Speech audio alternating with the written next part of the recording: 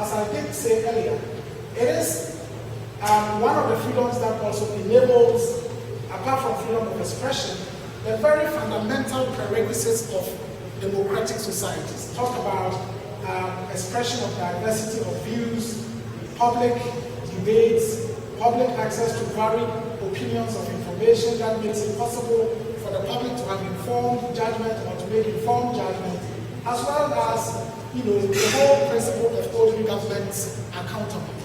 There is no press freedom. I don't know how these things can be possible. How do I get information about what is happening, you know, in order to hold duty bearers accountable? Thus, true democratic societies thrive on these two, the preservation of these two fundamental freedoms, and that's freedom of expression and media freedom.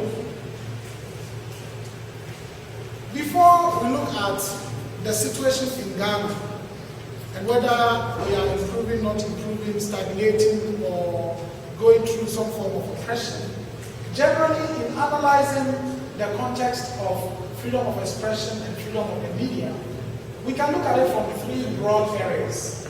And these are the legal environment, the economic environment, and the political environment. Now, under legal environment, in order to assess whether the situation is good, bad, worse, and so on, we'll be looking at whether or not there are legal guarantees for these freedoms. Whether or not that piece of legislation that entitles or enables citizens to access information is available. Whether or not prosecutions are carried out timely or in a fair way. Whether or not there is impunity for crimes against, you know, people who violate these rights. And then, of course, whether or not there is, I wish I can reposition myself to be able to get to see some of the things that are put there, but I believe you can see them from where you are sitting. And then from the economic point of view, we need to look at whether the media are under control by the government and other actors, especially through the manipulation of where advertising goes. And this is so critical because in Africa, almost 80 to 90% of advertising revenue to the media comes from government. So when the government decides to punish a particular media house, the easier way out is to do so through starving the media of advertising. And it has happened recently in Kenya and in South Africa, where in Kenya the government decided that, well, all of a sudden, all government agencies must advertise through only the state media. So the private media were then squeezed to either comply or die. Then, of course, the other point is the fact that there must be no financial manipulation of actors and journalists. Then financial sustainability of the media is also very critical. Because if you talk about media freedom and the media organizations are not sustainable, then of course they become susceptible to all manner of manipulation and so on and so forth. And then of course there is the last point about whether there are economic issues that affect the way journalists operate in the country. Then the political environment, which of course is the biggest issue. We need to look at freedom from government and ownership and partisan controls of the media and activists. We need to look at whether or not there is official censorship or self-censorship. We need to look at whether or not there are arbitrary issues of shutdown and closures of media houses and civil society organizations. We need to look at whether or not there are arbitrary arrests and detentions of journalists and actors, and whether or not there are different ways of intimidating and threatening journalists and other freedom of expression activists. And then, of course, the last point is whether or not there is impunity for crimes that are committed. So, on the basis of all this, what is the situation in Ghana? Looking at it from these three broad perspectives. Let us see the legal context or the legal environment. I think that we would say it's not all that bad. As I did say from the beginning, there are legal guarantees, our constitution and other laws of the country guarantees freedom of expression and guarantees media freedom. And Ghana is a signatory to a number of international conventions and charters that guarantees freedom of expression, press freedom, or media freedom. We currently have an RTI law, and therefore, again, Ghana passes that simple question of whether or not there is an RTI law. And then the regulatory body of the media is independent. Of course, the National Media Commission is not under the command and control and direction of any entity. Whether or not that is the reality is another matter. Then there is the freedom to establish and operate media in the country. So if you want to establish a newspaper, for example, I think you basically have to just submit a name to the National Media Commission and then file some few papers, and then there you go. If you want to operate a blog or a news website, basically you can sit in the comfort of your room and begin to publish without any requirements to either register with a particular entity before you can operate the media. And then, of course, the right to association and assembly are also guaranteed. You know, as people often say, you don't need permission from the police to organize a demonstration. You basically have to notify them. And quite often, it's a case of they saying that our men are busy, or that day is not a good day, or for some reason, we cannot provide security on that day, and therefore, before we another day. Otherwise, the Constitution guarantees all that. So in terms of, you know, some positives, yes. But are there challenges in terms of the legal environment? And I wish there was a microphone, because then I'll be on the other side to be able to go through the slide properly. Now, one, we need to know that even as the Constitution guarantees media freedom, freedom of expression, criminal libel law repealed, seditious libel law repealed, there is still in our books the law on false publication. And sometimes, who determines what is false is an issue. And in countries where this law is often activated, the determination of what is true is by the authorities. So you can say all that you want to say, but they would say that these are contrary evidence to suggest that what you have put out there is false. And as I speak, there are discussions around introducing a social media bill, and then of course there are also ongoing conversations about reviewing the law on defamation. And I remember about a year ago, I got a letter from the Law Reform Commission on the processes for the review of the law on defamation. And the preamble to the letter said, well, as they say, every freedom must have some limitation. Over the years, the media freedom has been guaranteed, and we are at a point where there are a lot of complaints about the attitude and behavior of the media. And this calls for the need to review the law on defamation to ensure that the current situation is properly taken care of. And certainly what that meant to me was that it was about tightening the noose on the media in terms of the law on defamation.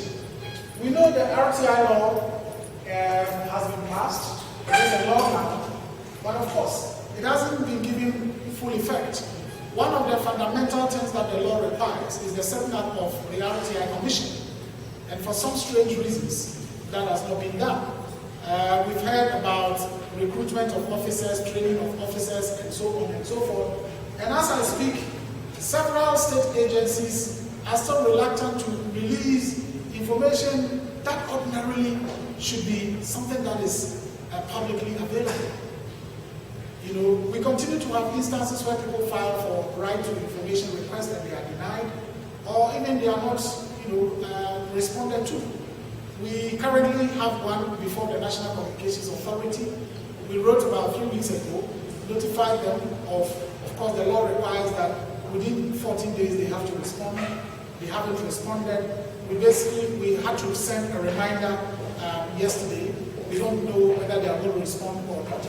But we are looking for pieces of information that ordinarily ought to be publicly available, but for some reasons are not. Now, while the National Media Commission, as I did say, is independent, we have had recent instances where attempts have been made to usurp the independence and the authority of the commission. And you all remember the recent development around the GBC channels and the fact that a minister will write to GBC directly to ask GBC to take certain actions, that the National Media Commission is the only body that can take those actions. And even after the commission had also delivered its verdict, then we have the president issuing some directive to the minister to suspend the directive to GBC, as if that is what is supposed to be the solution, or that is what is supposed to be adhered to, as opposed to the National Media Commission directive. And of course, we all do know, once the commission has spoken, that is what must be.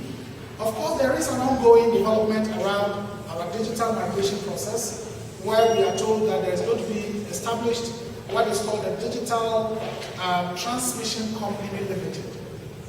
And what this company is going to do is to be the entity that would be in charge of transmitting television content, broadcasters that will operate on the digital terrestrial platform. This Digital Broadcast Company Limited is going to be the entity that will transmit the content to you. So TV3, Metro TV, and the rest of them can produce the content, but the content will have to go through this company. Now, this company is, currently set out to be one that will be controlled by the executive. And I say so because the chief executive officer will be appointed by the president, the board of directors will be appointed by the president, just as the National Communications Authority. And I suppose they will be under the direction and control of the Minister for Communications. Now, if this happens, I wonder where that leaves the National Media Commission. That is supposed to be the one that should ensure that there is the highest journalistic standards, and again, that the independence of the media will be guaranteed. In other words, if TV3 or another media house decides to do something that is critical of government, and this entity decides that we are not going to pass it on, what happens? And the media commission that is supposed to be the one to ensure that there is independence of the media, freedoms of the media, and so on and so forth, really does not have control over this entity. So that is a big conversation that we need to have. And then, of course, there have been recent cases of security agents abusing activists or intimidating such activists in ways that are certainly illegal. Now, the economic environment is the other area. And then, of course, we know that we have a liberal economy, competitive economy. I mean, if you're a media organization, you are supposed to compete for the little resources or your share of whatever is available to the media in terms of the advertising budget. And of course, there are real challenges within the economic sector in terms of how, whether or not the media will be free. Now, as it is in other countries, governments in Ghana have all the time found ways to have a subtle way of, influencing and controlling the media through advertising. And it is not surprising that, depending on which government is in power, even the big companies that do, most of the advertising, you would find them either being the headline sponsor of a certain political discussion program during a certain regime, and once there is a change of government, they cease to be the sponsor of those programs. I don't want to be specific or mention specific names. Apart from that, you would wonder why certain media houses will be flooded with procurement notices. This ministry is advertising that ministry is advertising that, and other media houses will be starved of those advertisements. And as I said, it is not just one particular government. All governments do it. And those in media houses will tell you, they will call you and tell you, look, if you don't do this, there's no way we're going to give you advertising. And that's really a serious matter in terms of the economic aspect of media freedom. Then there is also the point about partisan control and owners controlling the media in terms of content and the freedoms that journalists must have, because there are so many media organizations across the country, particularly radio stations that are spread across the country, where journalists will tell you, look, we are not making any profits. In fact, economically, we can't survive. It is just the owner who is paying us from his or her own business. And that means that the owner calls the shots. As a journalist, if you do something that is critical of the owner's party or owner's government, you can find yourself in trouble. Either you will be sacked or maybe you will be marginalized in ways that will make you less effective.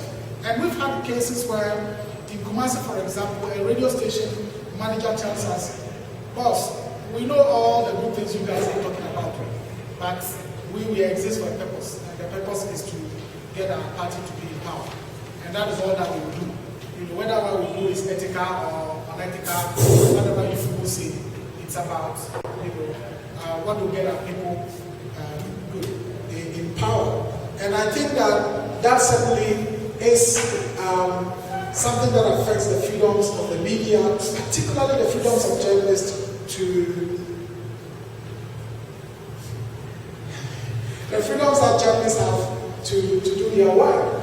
Then, of course, there are financial vulnerabilities that have always made media houses and journalists susceptible to financial influences by big businesses and big actors. So, it's either we're talking about low remuneration, we're talking about lack of resources for journalists to do independent investigations, or we're talking about a journalist having been given some money or some payments that then restrains him or her in terms of what he or she can write. And then, of course, this ultimately leads to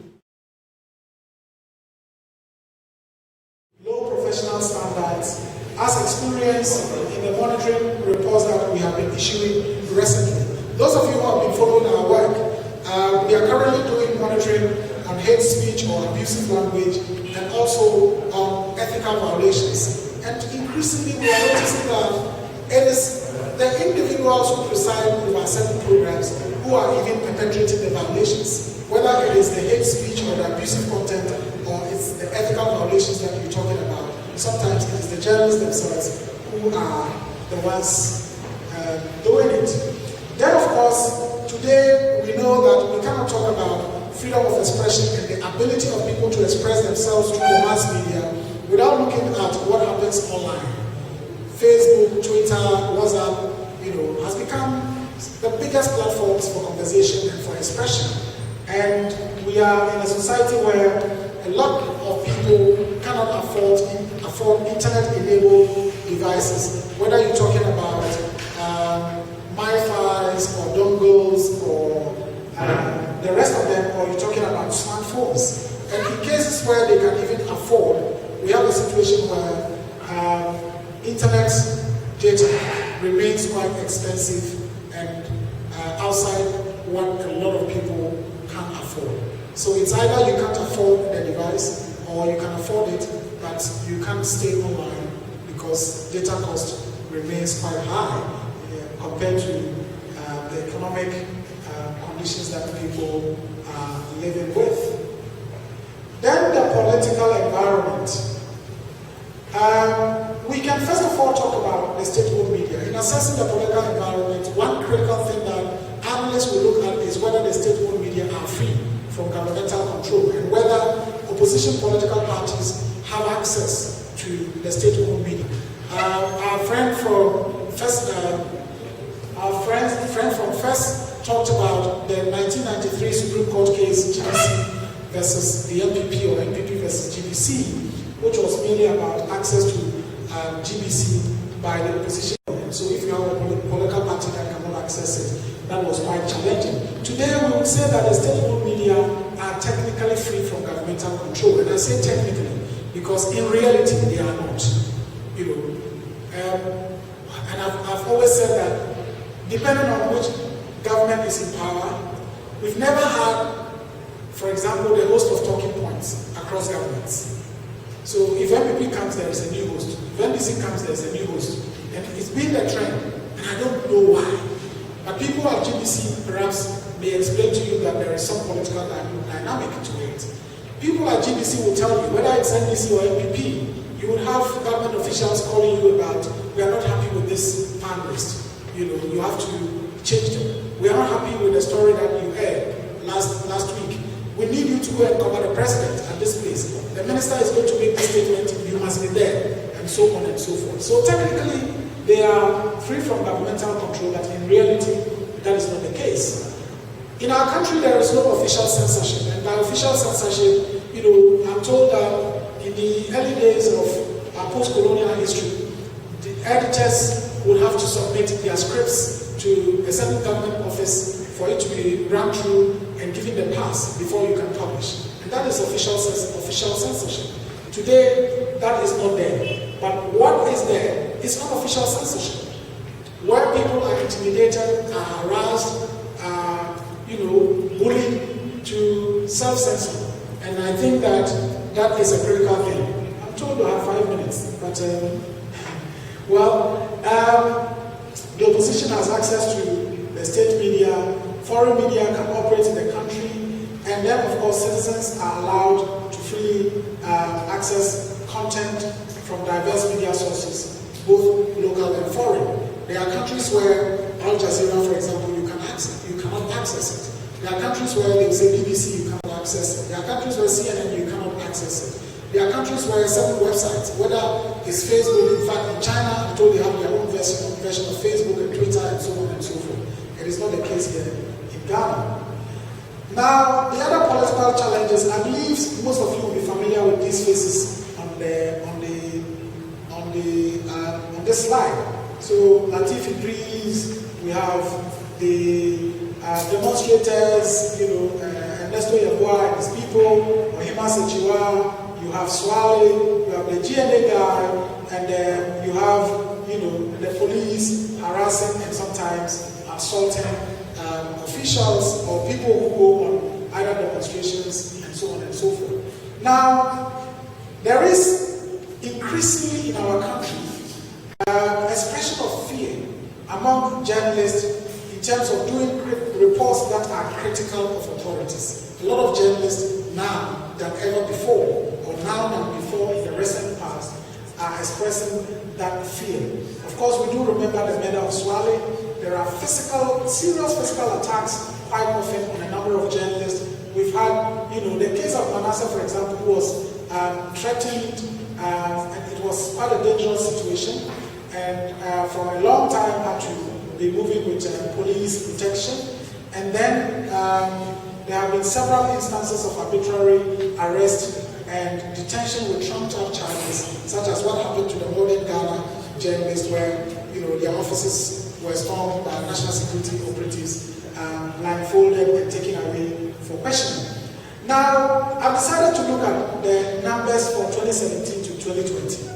And between 2017 and August 2020, we've had about 63 incidents of attacks, either journalists or activists or citizens in one way or the other in terms of press freedom or freedom of expression violations. And as you can see, physical assault has been the most predominant form of violations. And I say 63 incidents and not 63 individuals. So in terms of individuals who have been victims of these violations, they are certainly more than the 63. And we have physical assault being the highest, Then we have arrest and detentions, most of them quite arbitrary. Then we have seizure and damage of equipment. Is it 13% or 15%? Then we have threats, as I mentioned, and there have been other forms of violations. If you look at who the perpetrators are, you would see that security agencies are in the lead. In fact, a very comfortable lead. Followed by individuals. So these are people who would just assault a journalist because they are not happy with what a journalist is doing. Then we have political party activists. So whether it's PPP headquarters or NDC headquarters, and then they decide to assault a journalist. And then we have organized groups. So these could be the vigilante forces or any other organized group you can think about, and sometimes even state officials, whether it's a DCE or a chief executive, either seizing or assaulting a journalist. And then in terms of the category of victims, you see that whole big sector, journalists have been the worst victims in terms of the incidents of free expression violations that have happened in our country. And then we have activists, like people who decide to go on demonstrations, and then the police decide to take them on. And then we've also had media organizations being victims in terms of either a media house like Morning Ghana being stormed, or individuals going into a newsroom and beating up somebody or damaging equipment, like the incident involving Obinin and the rest. And sometimes the victims have been ordinary citizens who decide to exercise their right to free expression. And then, of course, as you do know, there have been shutdown of media organizations. Ordinarily, if journalists fail, media organizations fail to comply with the law, that shouldn't be, allowed. But if you take the shutdown of Radio Gold and XYZ, for example, I would continuously say that these were politically motivated actions, taken against the most prominent opposition media outlets in the country. And certainly that is not something that speaks well of us. As you saw, while state actors such as the security agents are supposed to be the ones to protect us, quite often they are the ones who abuse us. There is a culture of impunity for crimes against journalists and other actors, which is becoming very entrenched. We have had cases against journalists, and quite often they die a natural death or unnatural death, nothing happens. The incident of Sulemana, whether he's a journalist or not, at least he was involved in some form of media production. Until date, we haven't heard, what the outcome is. If it was a policeman who was killed, I'm sure by now they would have identified who the culprits or the perpetrators are, and would have dealt with them. And then, of course, critical journalists and activists face significant abuses online for their views. Activists who decide to speak up. Maybe I'm an example. If you go on my wall and you see the kinds of things people are saying against me, you are a hypocrite, you are this, you fear this, you are that. Where were you when this happened? Where were you when that happened? And people like Manasseh, I believe, are in a comfortable lead in terms of being victims for these kinds of violations. As you would know, the situation has perhaps reflected our performance over the years in terms of our press freedom rankings. 2017, we're 26 over 180. 2018, we did quite well, 23 over 180. In terms of the ranking in the world, I wouldn't say that has been our best, even though 2018, the 23rd position in the world gave us the first position in Africa. But we have been at the 22nd position before, and yet we were second in Africa. That only suggested that there was another African country that performed quite well. But 2019, we dropped to 27th, and 2020, we've dropped to the 10th position. I just hope that steps are taken so that this decline wouldn't be something that continues. Impact of these challenges on our media and our democratic environment. First of all, it undermines the critical watchdog role of the media, and for me, there's no wonder that increasingly we are seeing fewer and fewer investigative journalists in the field, and also, as a result, investigative reporting declining. If you look at the kinds of headlines that we were used to in the early 2000s, I mean, even the late 90s, early 2000s, and so on, today you don't find those headlines. You know, on the front pages of our newspapers. Today it's about infrastructure is this, infrastructure is that, government commission says, Kufuado says this, or Mahama says that, or Pokwadiba says that, or Oromia says that, and so on and so forth. Is it a reflection of the intimidation that we are experiencing? Then, of course, there is the silence of critical voices. If you don't have that tough skin, you know, the abuses, the insults, the attacks are enough for you to say, look, I'm not the only one to speak up my views in the country. And then, of course, there is the we are losing the fundamental democratic feature of the contest of ideas, and as others will call it, the marketplace of ideas. If people are being silenced, what it means is that robust debate that is required in a democracy, we will lose it. And then ultimately, what we will be having, if these trends continue, would be a society or a government of despotism rather than what we all know and want to have, which is democracy. And then, as they say, impunity begets impunity. And thus, if the culture of impunity that we are realizing continues, then we will have a normalization of right violations. In other words, if people violate your rights, people will see it as, oh, this is normal, challenge. Oh, he only slapped you once. That's okay. The last time, the guy got 3. So if yours was less, we'll take it like that. And then, there is also gradually going to be loss of public trust and confidence in the media, and that ultimately will also affect public trust and confidence in our democracy. And then, of course, corruption will thrive because there will be lack of accountability. And there will certainly be apathy, forget the spelling, apathy towards democratic processes. So voting, people say, why am I going to vote? After all, if you even vote, you can't speak up your mind, there's corruption, there's lack of accountability, and so on and so forth. So some recommendations quickly, and this I think is the last one. We need stronger independent civil society that continues to empower and defend civic voices, which I think people are doing, and in our country that remains quite robust, so that is good, and we must continue to support it. We need to strengthen a culture of public policy debate and citizens' participation in governance and other public discourse. We don't have to discourage people who are standing up to speak up or express themselves. We need to support and encourage them. Then, of course, we need stronger independent media support organizations and associations that effectively promote and defend media freedom. I know FIRST is one of them, but it mustn't just be FIRST alone. The GJA, the Media Foundation for West Africa, Braimah, and so on, we all have a great role to play. And then, one of the biggest things that we need to do is the reforms to the National Media Commission. The commission was set up in 1993 at a time when there was only GBC. Not even Joy, who came in 95, or Radio Universe and the rest.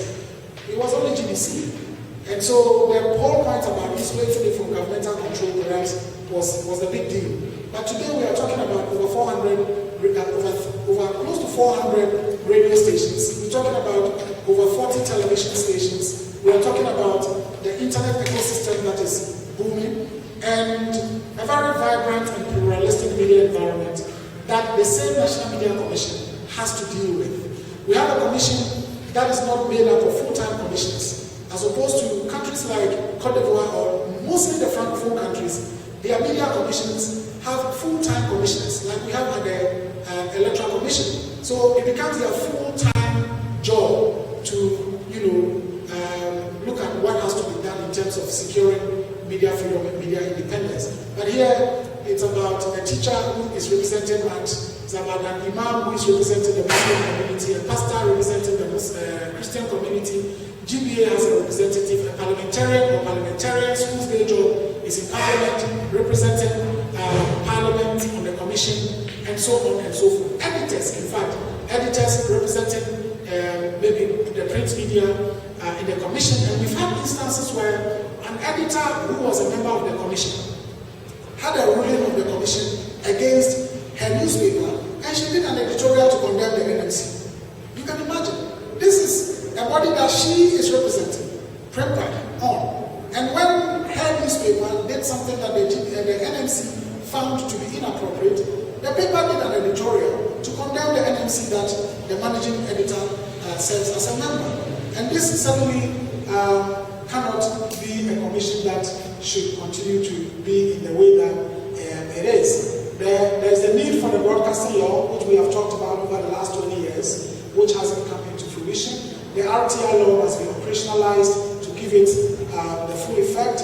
And then the state must take full interest in promoting, defending, and protecting the rights of free expression activists and media people. And then, of course, efforts should be made to reduce the cost of data in the country so that people can take advantage, full advantage of the opportunities provided online.